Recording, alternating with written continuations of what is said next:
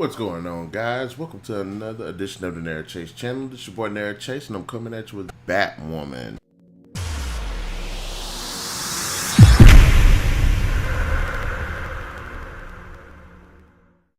Now, Batwoman is probably the most recent CW superhero show, and it follows Kane, who is Bruce Wayne's cousin. Her ex-girlfriend gets captured by a new villain called Alice. Batman's pretty much been on a 5-year hiatus. The show has been saying that Batman's just generally gone, and the criminals are just wreaking havoc, doing some wild shit. Batman's absence, the Crows have stepped up as this private security company that takes care of Gotham. This is not really a good show. What? There is a lot that this show does wrong. Comes off as missed opportunities. A lot of SJW stuff is being pushed. It could have been a really good take on the Batman mythos had it been done correctly. Birds of Prey. That was a missed opportunity. But I will say the most standout performance, of course, is Rachel Skarsten as Alice. She's like a really over the top, like screwed up version of Alice from Alice in Wonderland. It's a really good, interesting story behind the character and how she develops into this villain, as well as big motivating factors that help push her actions. Just hands down the best performance. I'm not going to go hard on Ruby Rose. Ruby Rose isn't the most talented actress when it comes to range of emotions. Most of the characters that she typically plays aren't really emotionally in-depth characters.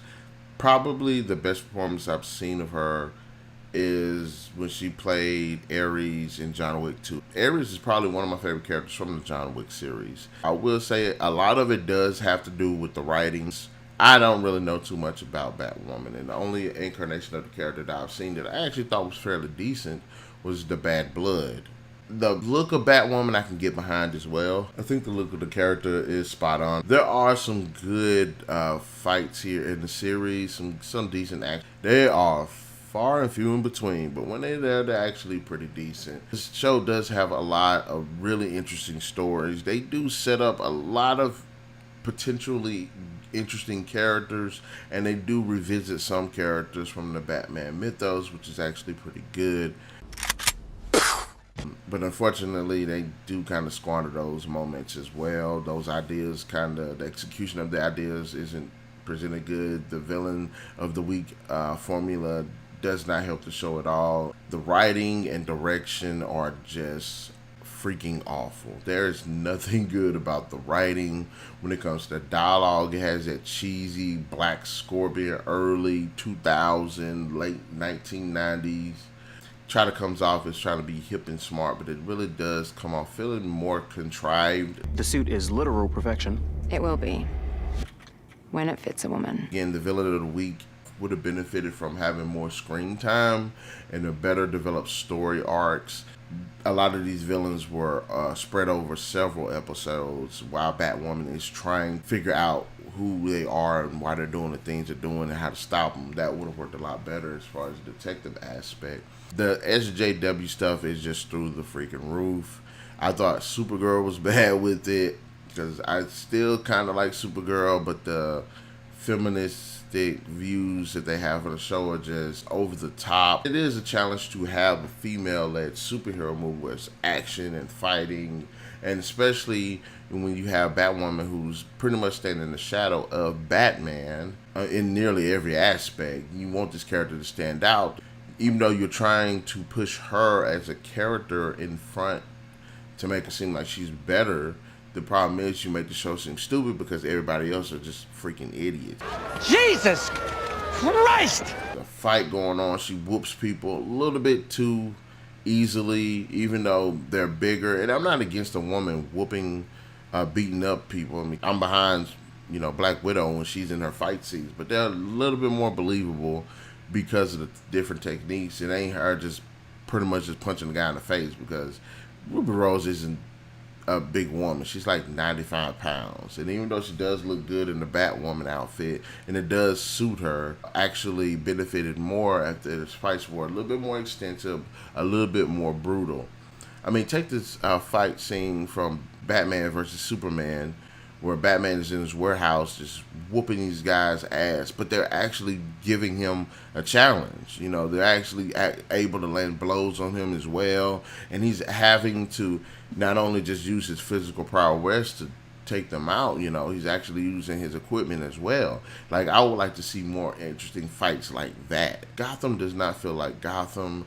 There's nothing interesting about the landscape itself. No really iconic places. Really, the only most iconic place that you actually really see in the show is pretty much Arkham. But again, yes, you don't really get the sense that this is actually Gotham. Batwoman, the Batwoman character herself is just god awful. And I'm not one of those guys that's like, okay, she's taking up the Batman mantle, so she has to believe and act in the same way that Batman does, you know, the no killing policy, you know, how he thinks when it comes to the life, you know, weighing lives and making decisions and stuff. I don't need her to actually adhere to that same mindset. I do, however, want her to be deep and complex, and I do want to have a strong sense of morality. And I feel like in the show she doesn't. She comes off as a big hypocrite. She does things that doesn't make sense. She constantly does things that put people in danger. She's reckless, stupid, stubborn in the worst possible way. This is not a knock to Ruby Rose. I still think that she's not a good cast for the role, but I'm not saying she's terrible either. It's just the way the character was actually written. Okay, Kane, Batwoman, is gay, and the show just shoves it in your face and shoves it down your throat and will not stop. That should have been the last thing that this show should have really been concerned about. It shouldn't have been concerned about having a female hero. It should have been concerned with telling a very good, deep, edgy seat, interesting story. And that's where the show just completely flops. Trying to set her up to just be this victim. The whole aspect of the character really isn't really interesting. Even when you go into the show really doesn't dive into her character, especially with a lot of the events that have happened to her in her past that have shaped who she is. Supporting characters really aren't as interesting as they could be. Again, Alice is by far the best character. About time too, Alice. Luke Fox, who is Lucius Fox's son, he's actually a good character. Unfortunately, he's taking the CW route in terms of character, so he's just pretty much on the side. And Kate just shows him up, and all of the female characters show him up on every single side. Even though he is a really good character, he has a really good story in the series that involves the death of his father. It's one of the underlining stories that actually manages to survive being in more than one episode. So it was done really good. I wish they could have did a little bit more, especially had, you know, maybe perhaps flashbacks to actually show the relationship between him and his father.